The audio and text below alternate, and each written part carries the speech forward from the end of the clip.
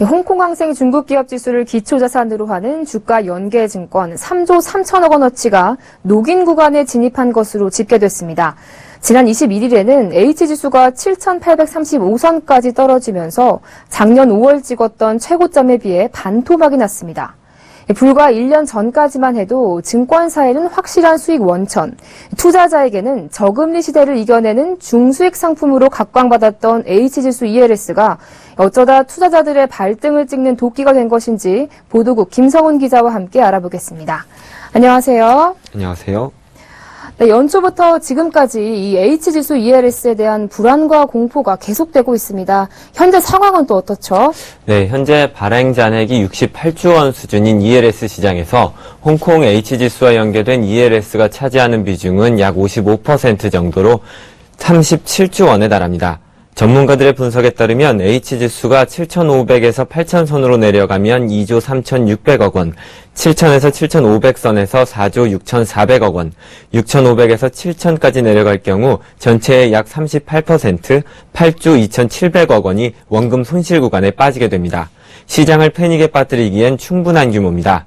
오늘 금융위원회는 홍콩 H지수가 지난 1월 21일 7,835까지 내려가면서 전체 H지수 ELS 37조 원어치 가운데 3조 3천억 원어치가 원금 손실 구간에 들어갔다고 밝혔습니다.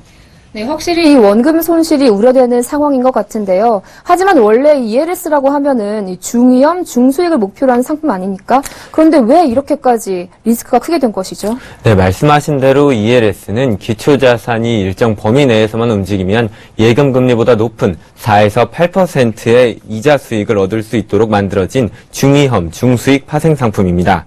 하지만 변동성이 큰 증시에서 ELS는 주식처럼 고위험, 고수익 상품으로 변하게 됩니다. ELS 전체의 74%, 약 50조 원을 차지하는 원금 비보장형 ELS에서는 상대적으로 채권 비중이 낮고 주식이나 선물 옵션의 비중이 높습니다. 때문에 운용 성과가 좋을 때는 증권사와 투자자 모두 고수익을 얻을 수 있지만 나쁠 때는 손실도 큽니다.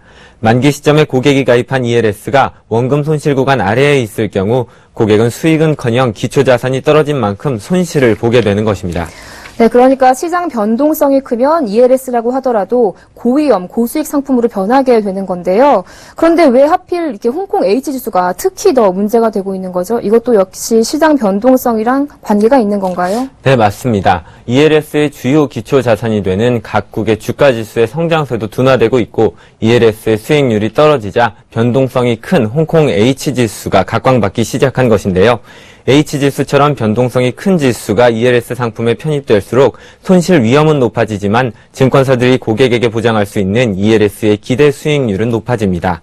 증권사들은 ELS 상품 하나를 여러 개 기초 자산으로 구성하면서도 H지수 편입 비중을 늘렸습니다.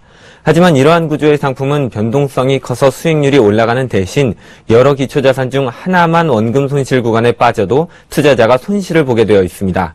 증권사들은 판매율을 높이기 위해 작년 초부터 ELS 상품의 70~80%를 H지수 ELS로 발행했고 이것이 결국 중국 증시 폭락과 함께 양날의 검이 돼서 증권사와 은행의 예상치 못한 위험으로 돌아온 겁니다. 그러니까 H지수의 변동성이 커진 것이 이번에는 수익이 아니라 더 큰 위험이 된 것으로 보이는데요. 그렇다면 이 투자자들은 앞으로 이렇게 원금 손실을 넉넉히 볼 수밖에 없는 건가요? 네, H지수를 기초자산으로 하는 ELS가 대거 원금 손실 구간에 진입했다고 해서 원금 손실이 바로 확정되는 것은 아닙니다. 보통 발행 후에 3년째인 만기 시점에도 일정 수준 이상 회복하지 못할 때에 지수 하락폭만큼 원금 손실을 입게 되는 것인데요. 개인의 ELS 가입 시기와 가입 조건별로 손익분기점도 달라지게 됩니다.